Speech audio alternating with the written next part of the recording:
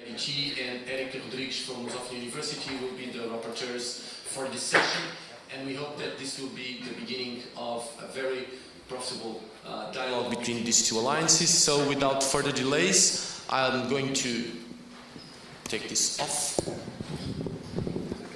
Open this and invite the first speaker, Till Baumhauer, to take the stage. Yeah, thank you so much, Manuel. We are really excited and proud to be here because it's a fascinating possibility for us as well to open up a discussion which goes in terms of artistic research beyond our limitations or focuses in fine arts. So let me just introduce our project to you, hopefully in only 5 minutes. I'm not so good in keeping the time usually.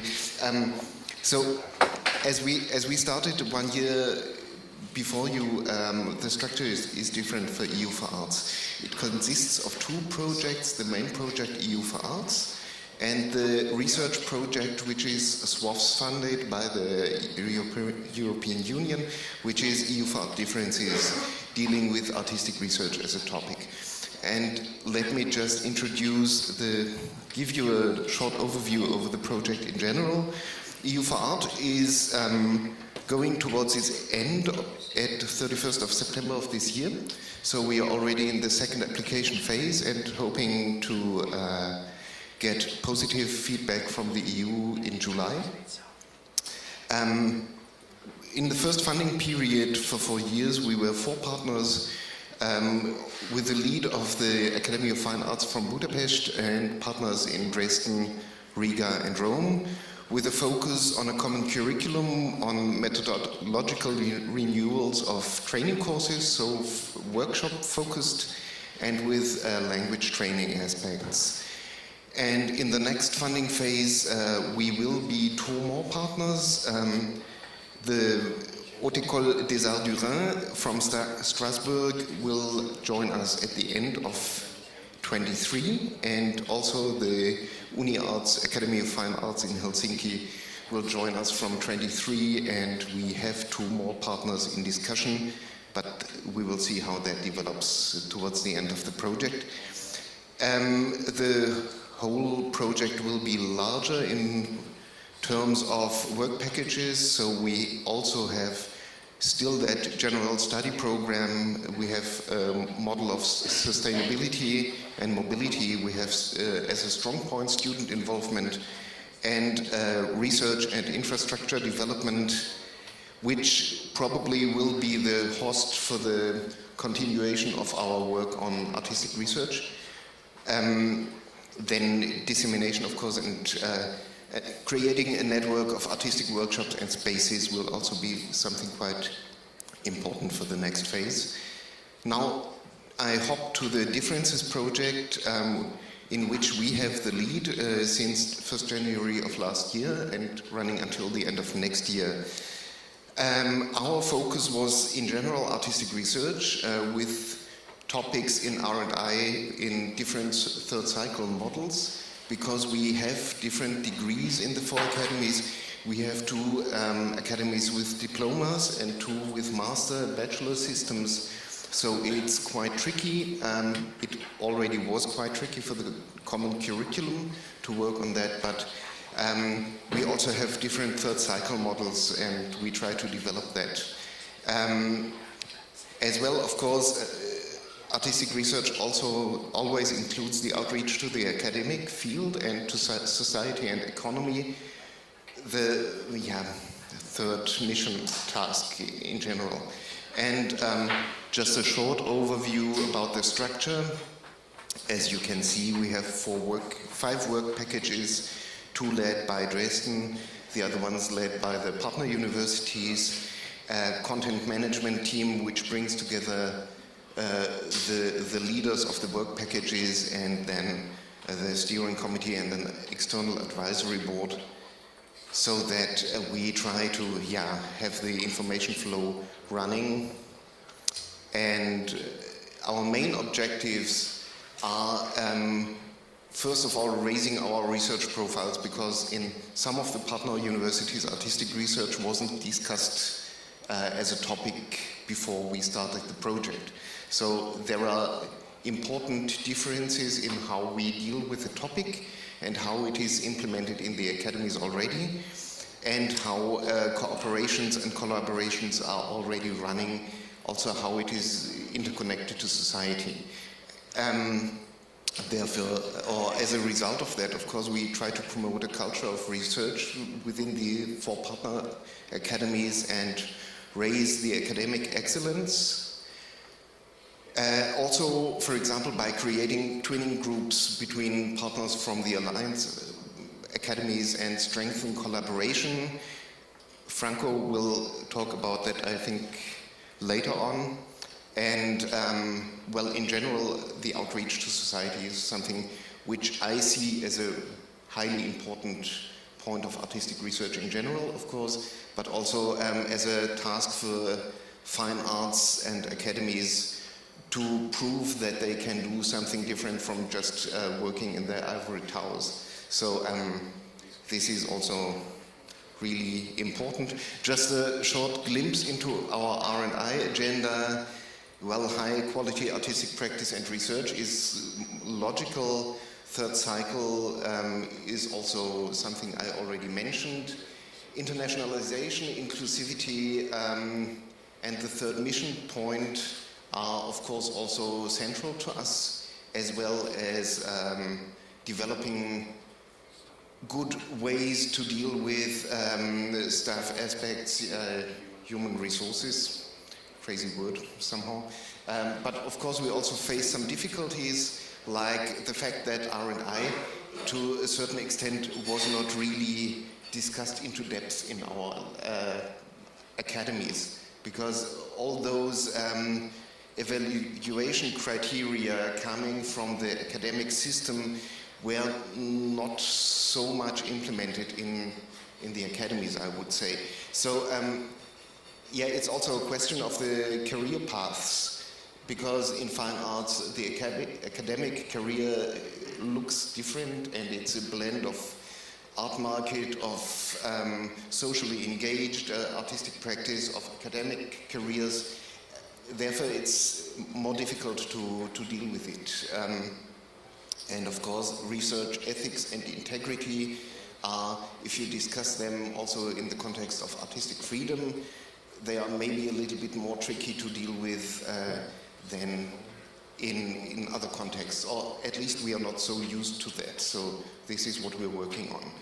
And finally, what we try to do, and what became more and more important in the first 18 months, is that on one side we create artistic labs and hubs for artistic research at the partner academies, which really fit into the profiles of the academies and which fulfill the needs, so that we also have different profiles for that in the different academies, and that we try to really focus on how we can create an interaction with regional protagonists and make those connections fruitful for the whole alliance. So to create a network of as well international as local partners, and always keep our minds open for new cooperations and discourses. And that's why we are so happy to be here, because this is an exciting possibility. And so thanks a lot for that. And I would give the mic to Manuel and try to close the presentation somehow. Yep. And show would be the one. Thank you.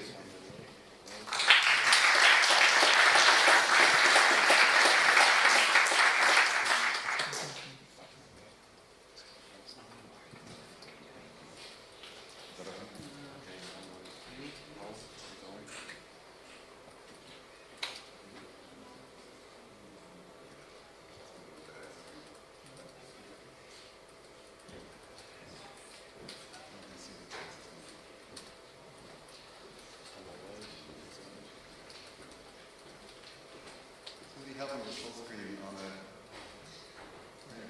a... Upper left.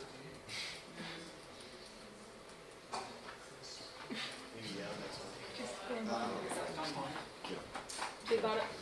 Okay. And then maybe we should just stand. And then you've got to go to space. No. No.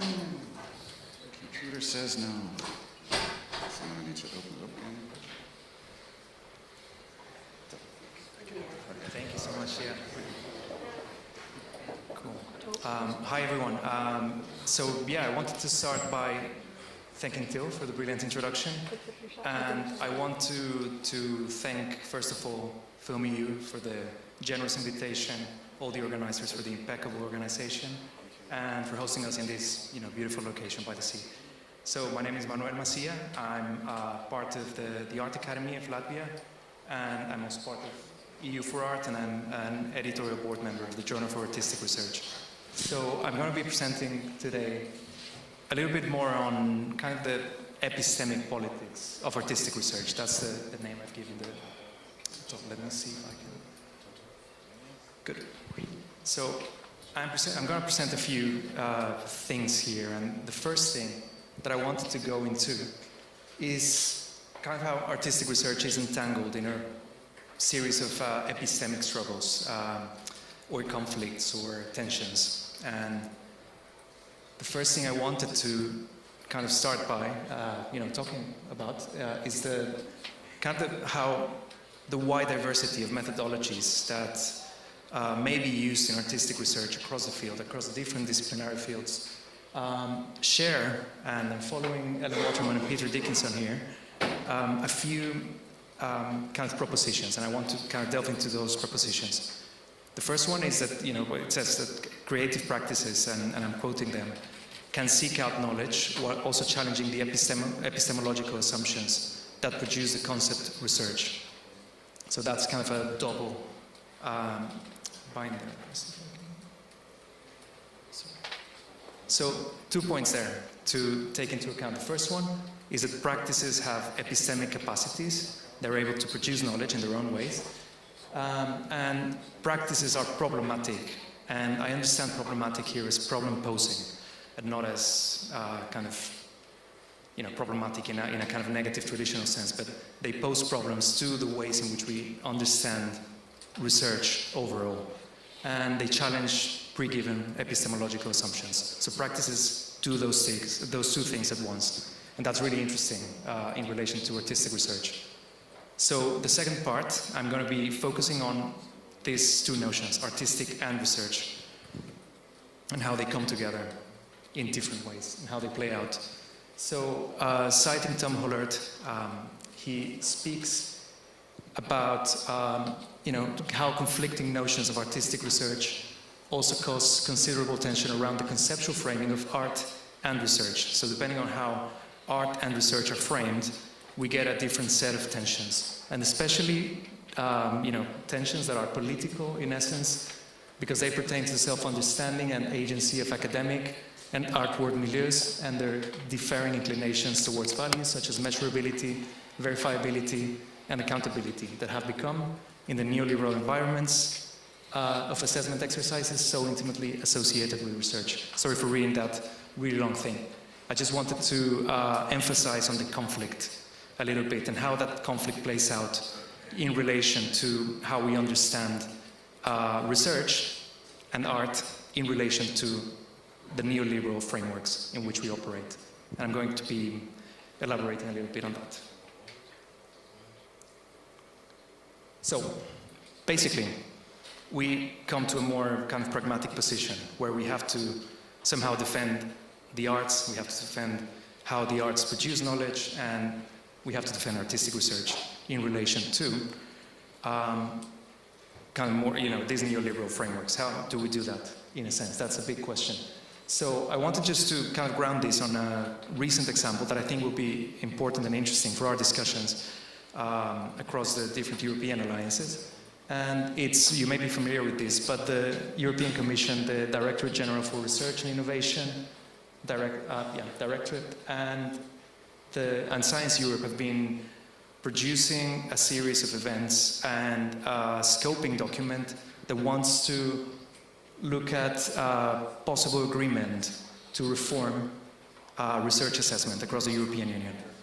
And this reform is very much focused on moving away from metrics-based positivistic kind of reductions of how to, how to assess research. So we're moving into a bit of a more open-ended discussion about how to assess research, and this has huge effects on how careers are evaluated, how, what the arts do within academia, how arts can produce knowledge, and how we get, or we don't get, or we constantly fail to get access to resources, and so on and so forth. So this is a key question. So within this forum, we've been pretty much advancing to different things, and I've classed them here as actions. The first one is we advocate for defining and locating epistemic inequity, which we understand as a structural effect of forms of conscious or unconscious exclusion that work against artistic research or practice research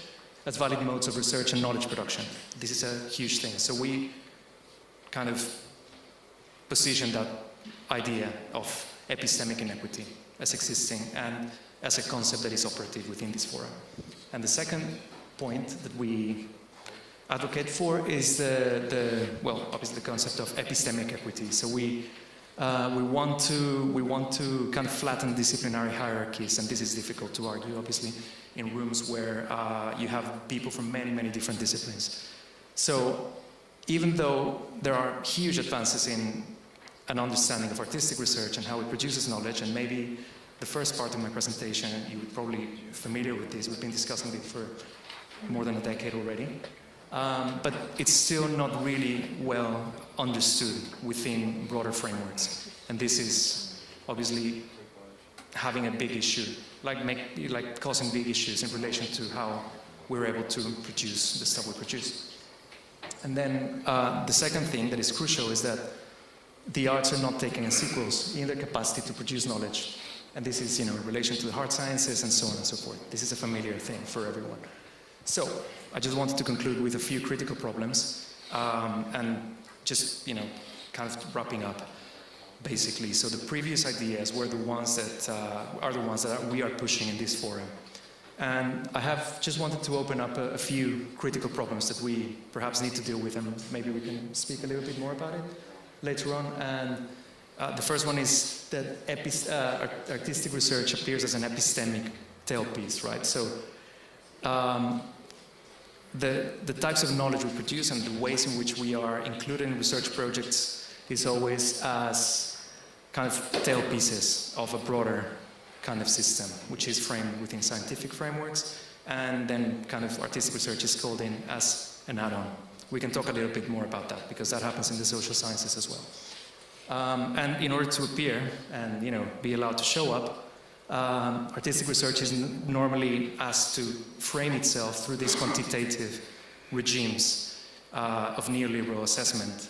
So we're asked to produce a lot of quantitatively measurable outputs, and this is a bit at odds with the new research assessment framework, because even though it's moving towards something that's a bit more qualitative, we are still asked kind of to produce very quantifiable outputs, and that subjects us to a reductionist kind of logic.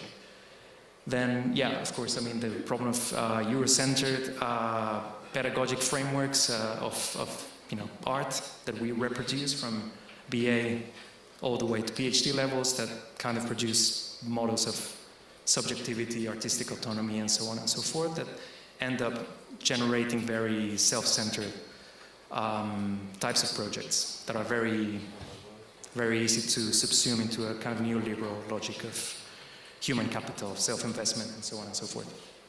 I think I'm gonna end there. I think that's enough critical problems, and I think I'll just thank you very much, and I'll give the microphone to Franco.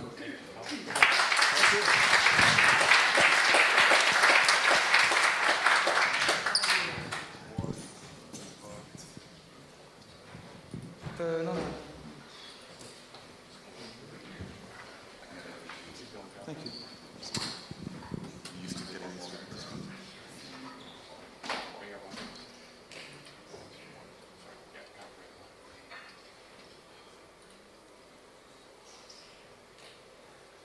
All right. Okay. Hi all, thank you very much. My name is Franco Ripadimiana,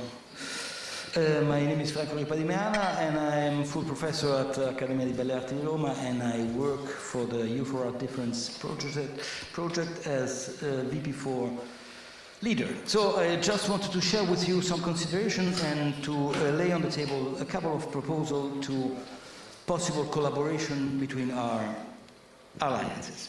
So the first thing is start from the three words that you have chosen to frame our discussion today: research, innovation, and transformation. No, these are the RIT words. So I think that after 18 months on this project, I think that one of the main issues is that research and innovation project has to involve the whole of our institution. It's important not to frame them in a separate as a separate fence, but it's important that our whole communities, because our institutions are communities formed by different roles, of course we are students, professors, but the whole of our communities are focused on the three keywords. And if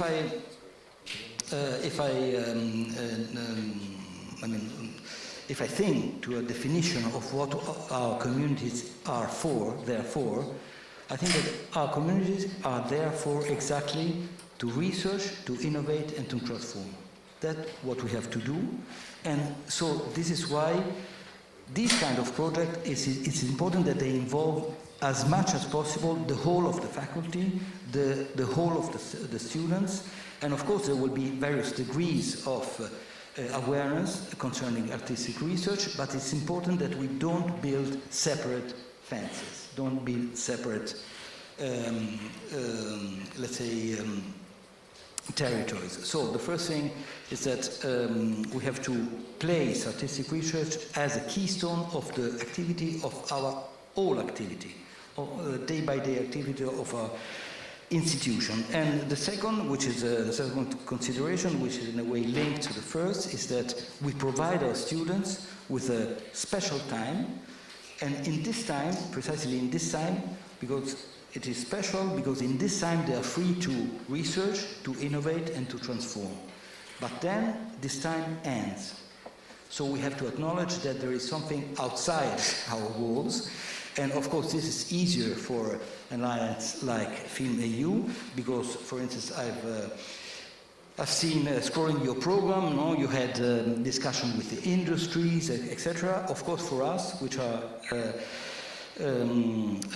alliance coming from the visual art, if you, for instance, speak the word industry, a lot of people just cross their fingers and go with the usual vade retro satana diciamo, line. So at the same time put artistic research at the keystone of our activity and acknowledge that our activity has some ends at a certain point. And this is the two proposals. Well, this is clear. So I wanted to share, to propose you to work with us on two issues. The first issue is, we call this the knowledge ecosystem. I won't describe it in detail, but it will be very short. And the second one is to a possible collaboration on the summer school that will be organizing in September. So regarding the first point, the knowledge ecosystem is it at the same time will enhance students' creative autonomous research. It will be a didactic tool. It will empower didactic relationship, but of course it will not cover all aspects of arts didactics. So it will be just a part of a different set of tools, and these are the key targets of what we are developing, supporting of reflective thinking, supporting of associative thinking, and implementing a cultural dimension. These are the three things that this briefly the structure. We are planning to have two users interfaces. The first has been already developed as an API inside the Miro environment, and we hopefully by 2023 develop the second user interface with HoloLens 2 And we are developing this aspect of research with 2 associated partners. We have a scientific university, Università Politecnica delle Marche, and we have a design university, Dipartimento di Architettura, Università di Firenze. These are 2 associated partners that are inside the EU4ART Differences project, collaborating on this very issue. So we are carrying out 2 experiments on the knowledge ecosystem. One is carried out by a group of professors and lecturers from all our 4 universities, and the second one is an experiment that carried out by a professor and his class in the design university. So it would be, I think, for us a great pleasure, and I think it could be interesting to collaborate in these experiments in either of the 2. So it can be either single professor or lecturers that join this project, or to experiment this knowledge ecosystem in a course, during a course, with a class, professor and students. We can provide technical support. We are pre-beta version, so we are at the first steps, but we can provide some technical support. And there is this AP app is already up and running, so we are already, and it's quite stable. I think that your participation could result in a wider experimental base, and of course, if then the love will really blossom, we can then eventually then apply together for new funding specifically to develop this tool as a tool of a research tool.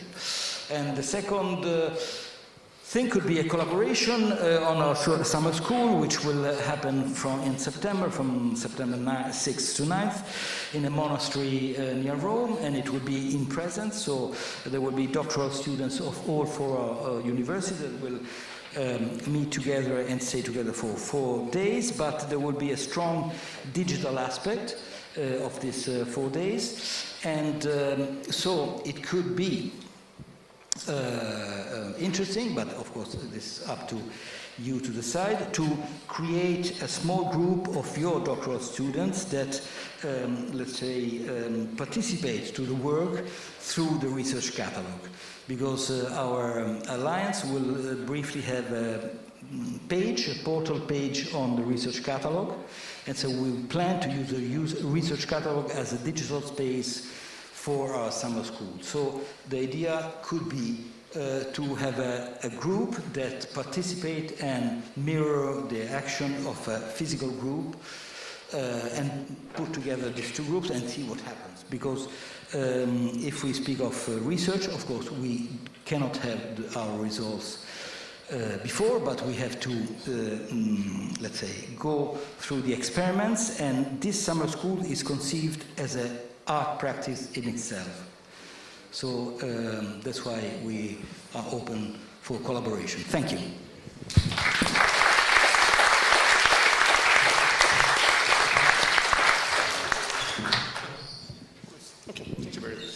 Okay, so thank you very much for the presentations.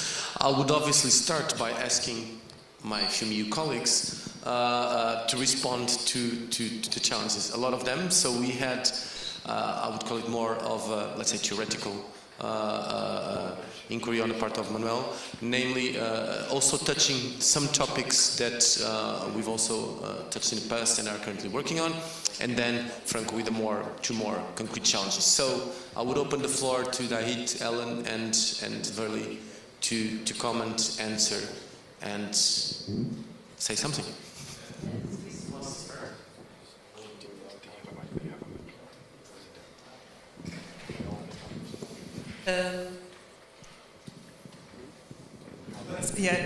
Let's organize all thoughts. I have a lot of thoughts, and I think as a whole, and it was also in the previous presentations, we have to, as artistic research, we have to align with academic research. We are constantly saying, and I'm not convinced about that. I think we should really, artistic research is a research domain on its own, and we should not align with, but really say what we're about, and also what of, and you mentioned it, the output of the research is not publications, it's more than that. So this, I think we should disalign, and it's not working. And, yeah, okay. We should really, as the two consortia or the two alliances, say what this artistic research output is about, and not align with. And that is something I think we do too much, that we see what is happening in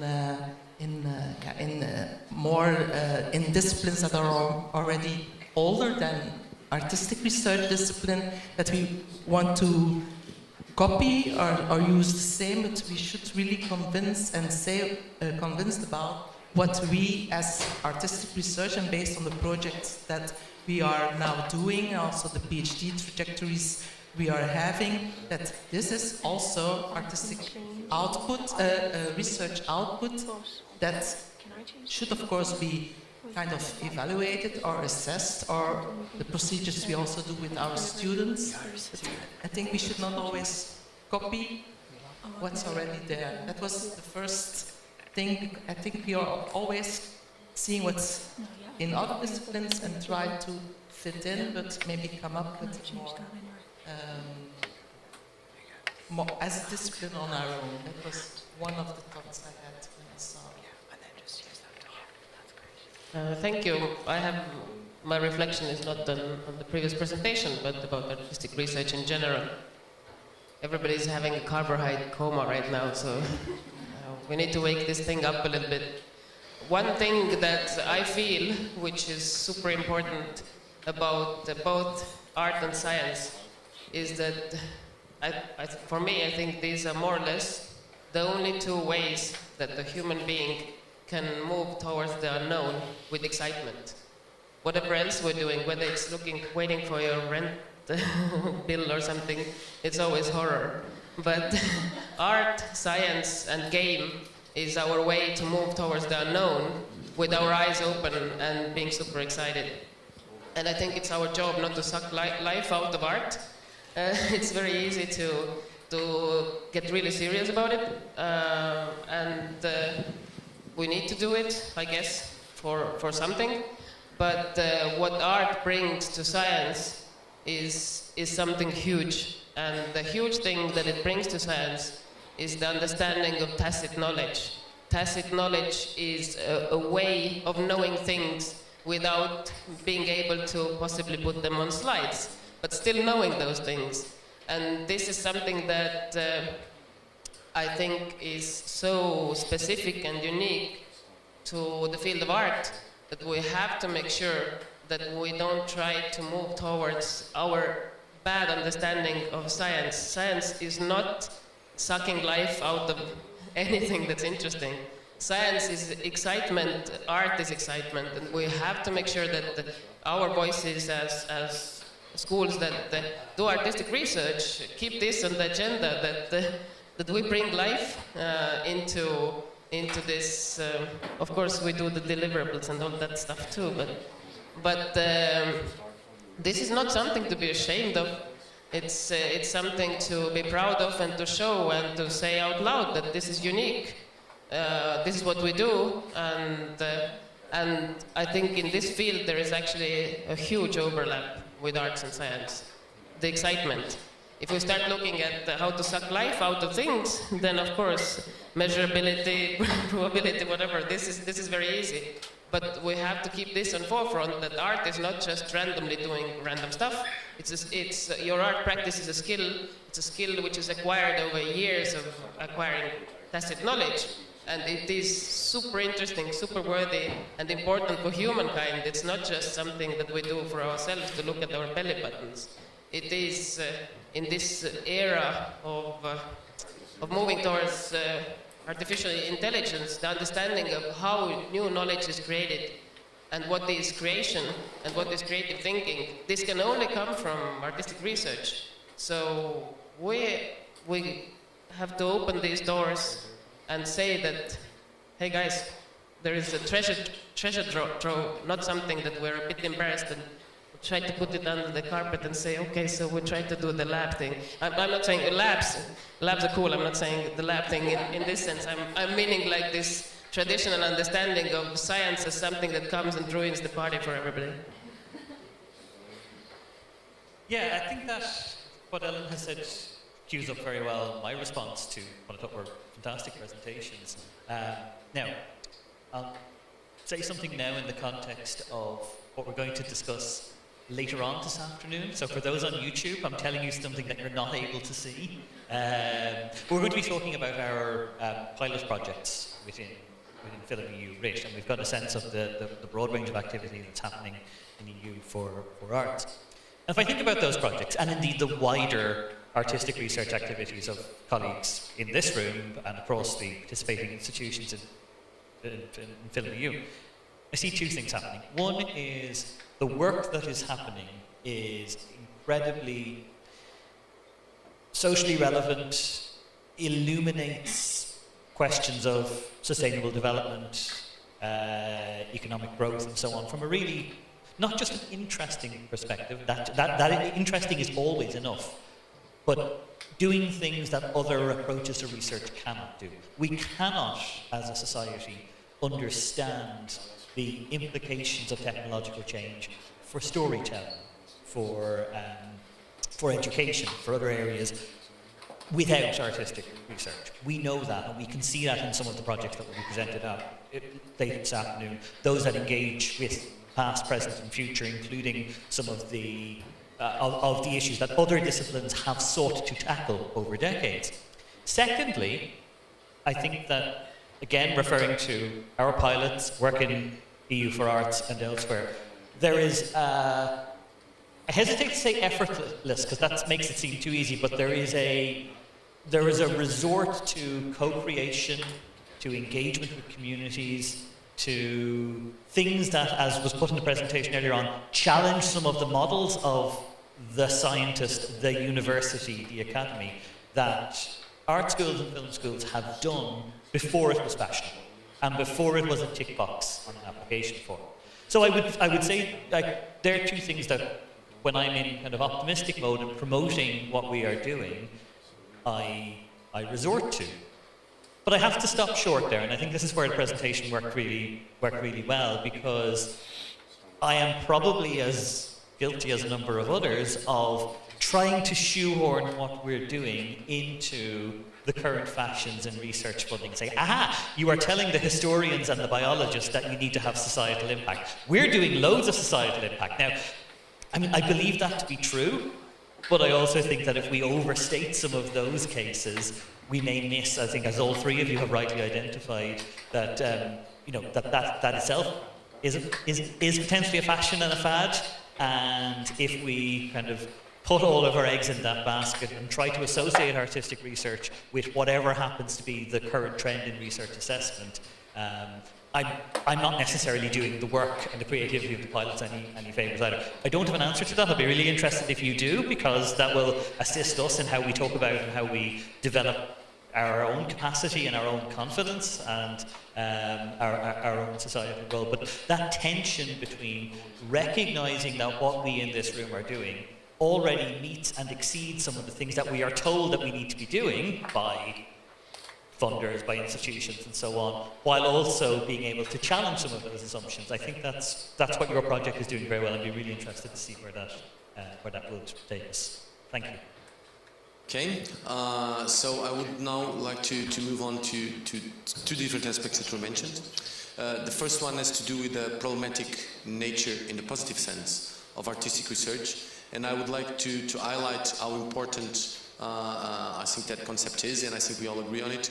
And it's at the center of this declaration, that is the Vienna Declaration, and this ambition of changing the Frascati manual on how it frames artistic research. And following that, that takes us to one of the concrete challenges that was mentioned, which is this knowledge center that you've mentioned, because I think it's very, well, it's highly related to something we are trying to do in FilmEU4ART. So in FilmEU4ART, basically, we are trying to come up with a joint research agenda and a joint collaborative model around this idea of research clusters that I think is actually quite close to what you're trying to do with the labs. My concrete question would be if this knowledge center that you mentioned is regarded as purely a mediation tool between the, let's say, the different research clusters, or do you envision something that moves closer maybe to what the research, the journal is trying to do in terms of storing knowledge and allowing for its dissemination?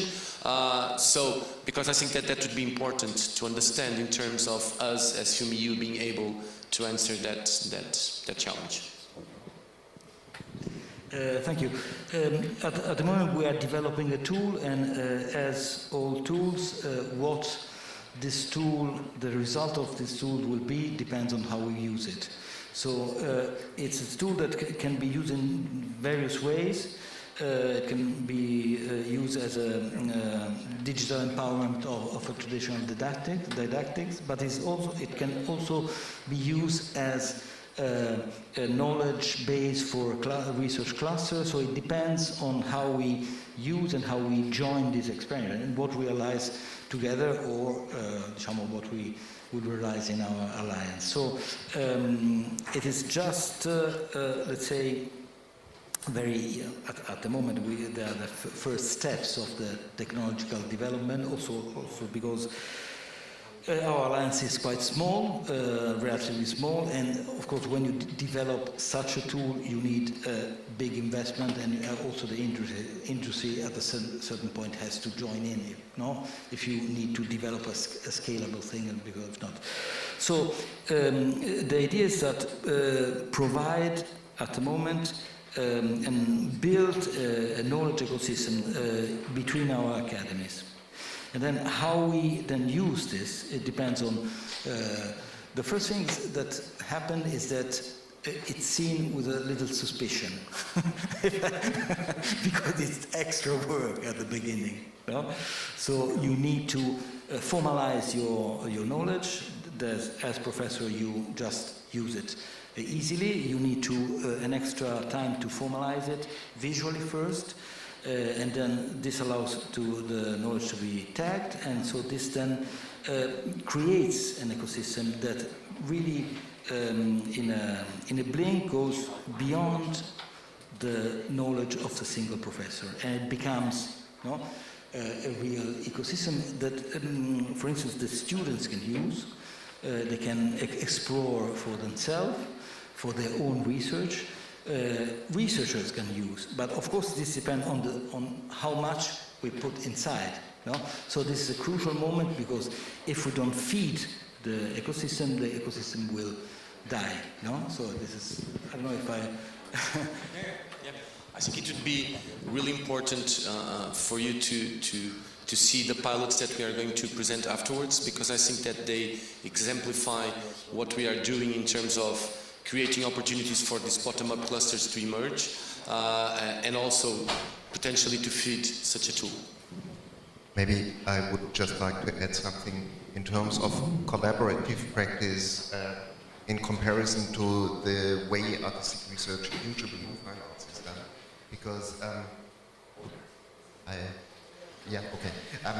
because as far as I know, and I saw your presentation in Riga some weeks ago, your projects are really related to a group of researchers working together, which I find really fascinating, but that's usually not the way it works, artistic research works in fine arts. So coming from the concept of the avant-garde individual artist, also research is done in that way. And you create probably, hopefully, interdisciplinary exchange with other people from other, be it sciences, be it humanities, whatsoever, to fill the gaps of your own knowledge as an artist and to frame your work, but it's your own very personal thing. And that is, of course, very different from something done in a group, and this also makes it more tricky to communicate it, right?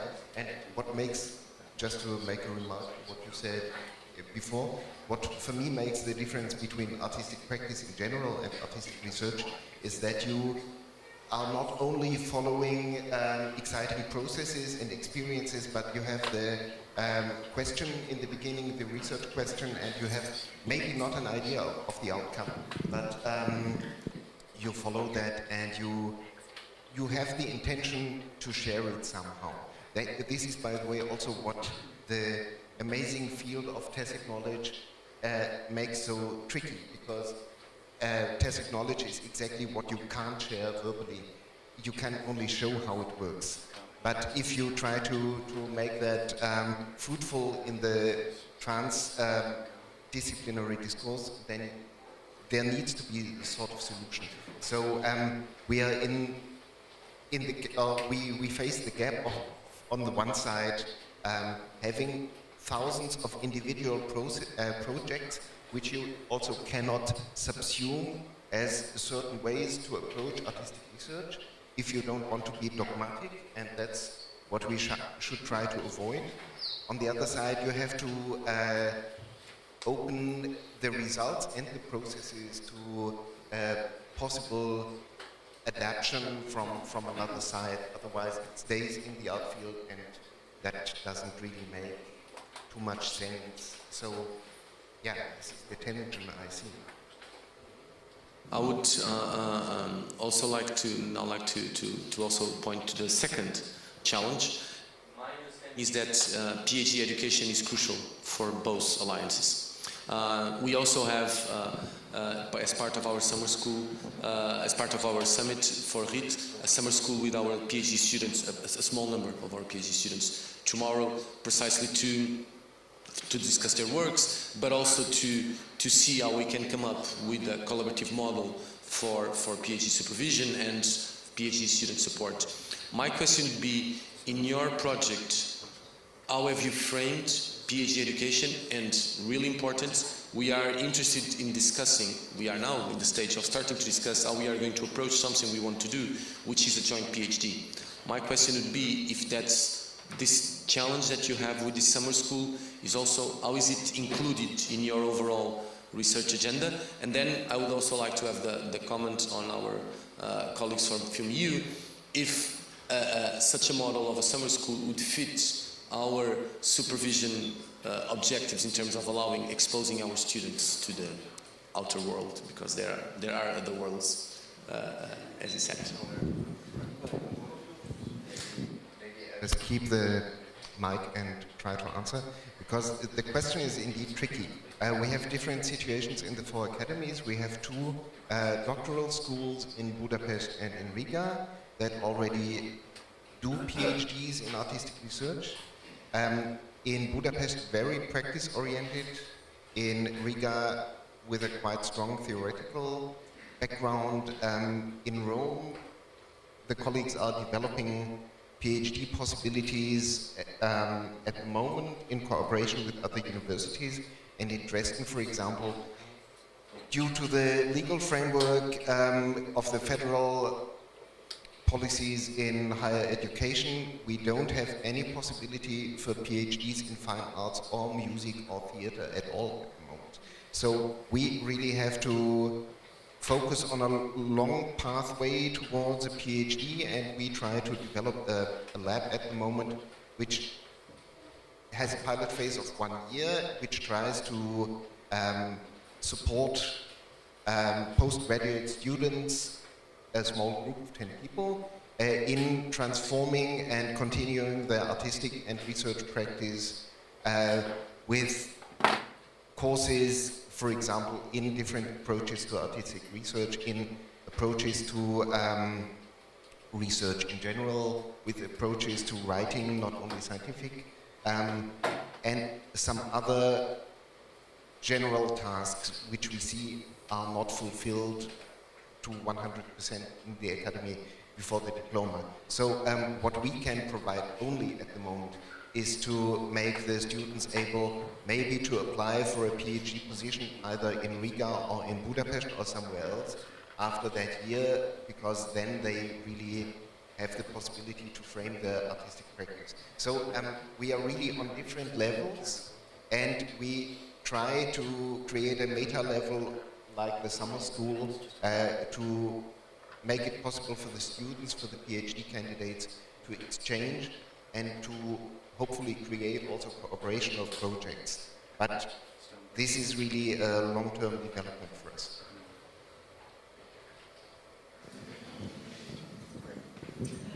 I have a more general remark. So, don't want to steal the show, but I have some thoughts about the interdisciplinarity because it's super important, I think. So, I have been in different situations recently where I have had to explain this idea of why we need interdisciplinarity. So I'll try to explain it this way. And I'll steal some words from my grandfather, who was much smarter than me and who was a semiotic scientist. And in his book, Dialogue with the Screen, he concludes that culture as a whole is a thinking device of humanity. So thinking device means that it records knowledge and records information, but it also creates new information. And within culture, largely, there is one core, which is the only place that can actually create completely new information that has not existed there before, which is art. So art is able to create information to humanity for our collective thinking device that did not exist there before, because art creates possible worlds. So most of the time we exist in actual worlds, but art creates possible worlds that don't exist, and through this generates new knowledge to humankind. So the importance of art in bringing in this knowledge is huge. But at the same time, of course, our challenge is how to get it out from the artists, who sometimes might not even know what they're doing. So I think my view on this is that interdisciplinarity sometimes is seen as, in some structures, especially in terms of funding, in reality it tends to be just a magic word to cut costs, which it shouldn't be. Interdisciplinarity shouldn't be like, oh, let's do an interdisciplinary project. It means that we don't have to hire so many tutors. We can just hire one that tutors everybody. That should not be interdisciplinarity. If we think about what humanity needs, in Renaissance we had a Renaissance person who was an artist and a scientist and was able to do many, many things during one lifetime. I think we are in such a saturated world where there is so much information available that the new Renaissance is not one person doing many things, but many people figuring out one thing. And we need this different knowledge, this Renaissance human group. Because you know this old adage about explaining the elephant in a dark room. So one person touches the foot and says the elephant is like a tree. Someone else holds the tail and says elephant is like a snake. For me, interdisciplinarity is a way of just turning lights on in that room. And everybody's like, oh, the elephant is here, I see it now. So interdisciplinarity brings in different information from different views on this elephant. And because, as I said yesterday, my parents are nature conservationists, so in the end you have to let the elephant out of the room also to roam wild. So don't keep it in the room, don't hold its tail. But once we're able to switch this light on, this knowledge can shine to humanity. And speaking about tacit knowledge, it's not only arts. Any kind of doing anything has to have tacit knowledge. I don't know if you know about this beautiful practice of chicken sexing, but chicken sexing is something which is done in big bird farms, and it's done by very, very skilled people who are able to differentiate male and female chicken with just looking at them. And there is even a Nippon school of chicken sexing in Japan. The way they teach this thing is no one knows how to teach it. No one can show a slide and say, this is how you do it. The only way, and the teachers cannot teach it either because they don't know how they do it. The only way to do it is through practice. Like a seasoned chicken sexer is doing the thing, male, female. I'm not talking about the ethics about this, I'm just talking about the practice.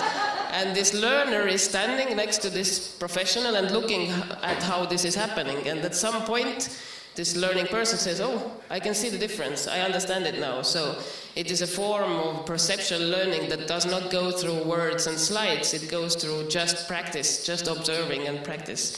So being able to understand that tacit knowledge is everywhere, it's not only in the arts, knowledge that comes from practice is incredibly important. And there is a way, I think interdisciplinarity is a way to bring this knowledge out in the open. Let me give you an example. Let's say psychologists, we could say, are experts in human psychology. Actors are experts in creating human behavior. They might not be able to create a slide on how they do it, but if they have to create certain behavior, they know how to do it, they know how to push these tacit skills. So if you bring together psychologists and actors, then the knowledge that can be acquired from this is something much bigger, and these actors might actually realize what they have been doing for 20 years without not knowing it, and the psychologists might understand how this knowledge, which is in a verbatim form, can be put into practice. So we have to bring together this verbatim knowledge and gist knowledge for the interests of humanity. So we need to do this. It's not only something that we do as art institutions to survive, but we have massive amount of this treasure trove of information that if we bring together different fields, we can switch on the lights and everybody's, hey, there's an elephant here. Or maybe a snake, maybe it really was a snake. So when I hear the story about trying to work out the sex of the chicken, what comes to my mind is the internet device of the CAPTCHA. You know, you try to log in and it's please click on the squares that have a bus in them. Now, of course, what we're actually doing there is we're training an algorithmic process, and we're also adding a level of security. We're engaged in categorization.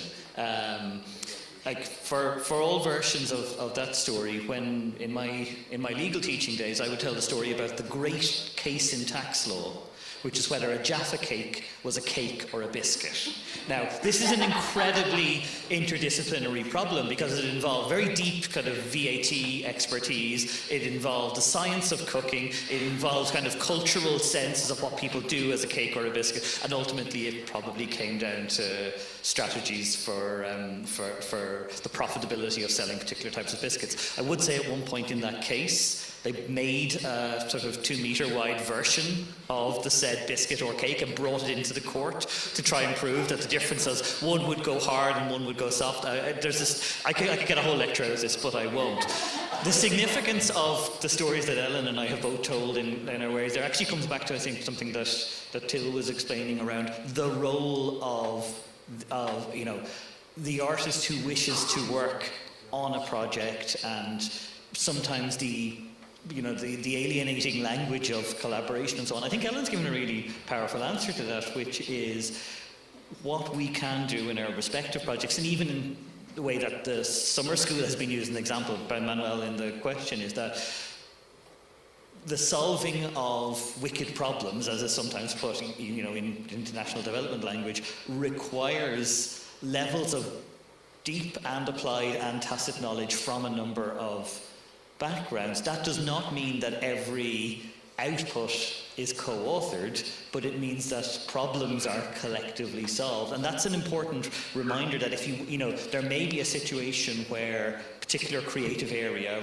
needs to do something, but that requires investment 5-10 years previously in training, in support, and so on. It won't just be kind of magicked into existence. So for those types of wicked problems, it does require elephants, chickens, Jaffa cakes, I'm not sure what. I think Ellen wants the microphone, right? Just to add one more thing about how we should, I think, start the teaching from the already BA level is the way we talk about art also. Very often it is a super mystified way, so it's something mystical.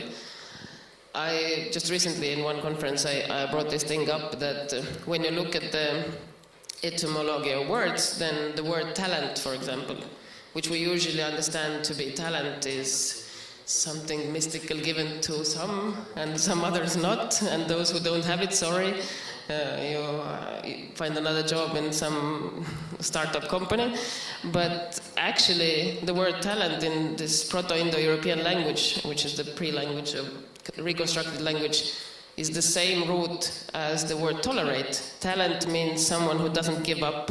Talent is the person who sticks to it until in the end something works out. Talent is not something incredible and indescribable.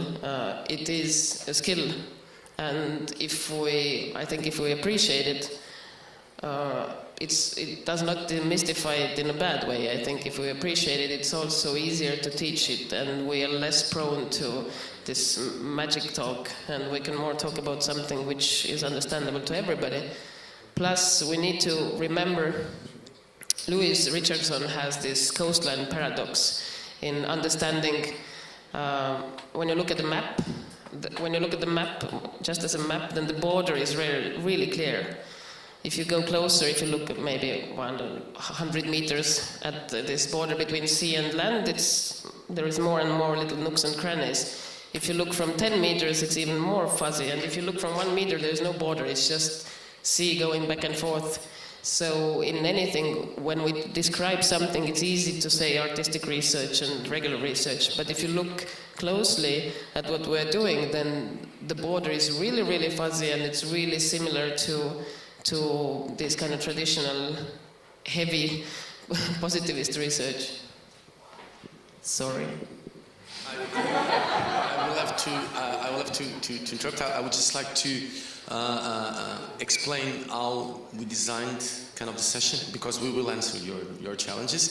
So those colleagues over there are doing a report on the session, and our idea is to produce a document on a very short time that answers some of the questions that were highlighted. So the purpose of the discussion is that I think that we have clearly one point in common, which is this agenda that both the alliances have around artistic research.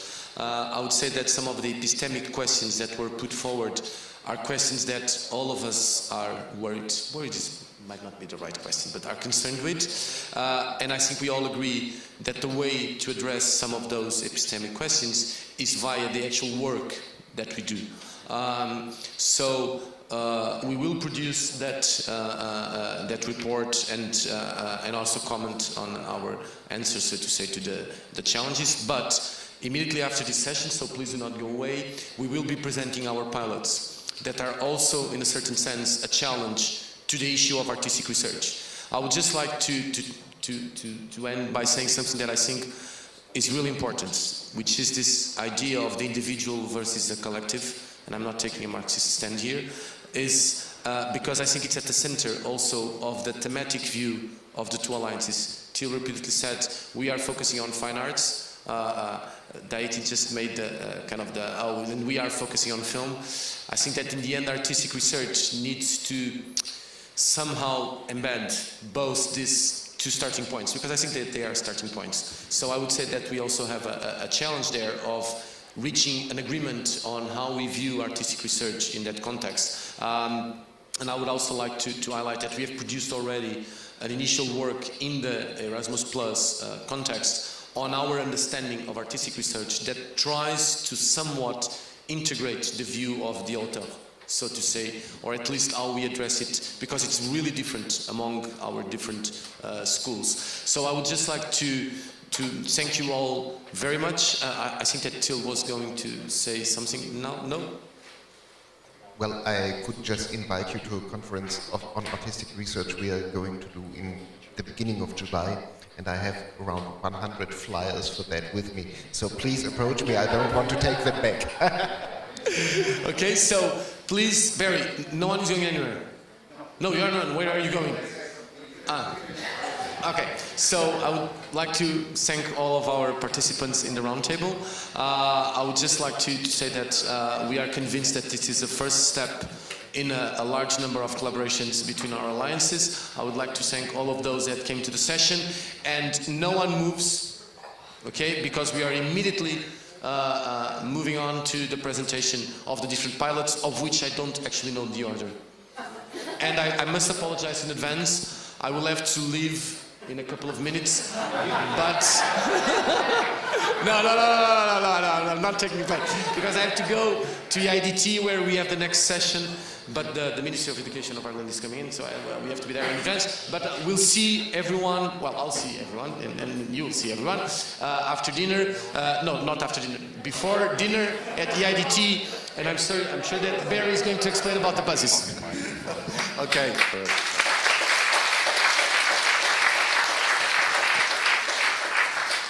Thanks, guys. So the first thing that I'm going to say is I'm going to say goodbye to those of you at home, but I will before you go. If you fancy seeing Manuel again this evening, go to the IADT.ie website. There will be a different YouTube link for the launch of the IADT Annual Student Exhibition that is being launched by Manuel and the Minister for Further and Higher Education, Simon Harris. So go see that.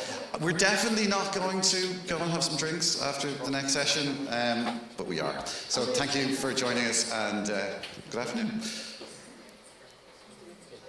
Hi guys, can we turn off the live stream? Can you confirm when that's done? It's finished, thank you. Okay, we're free.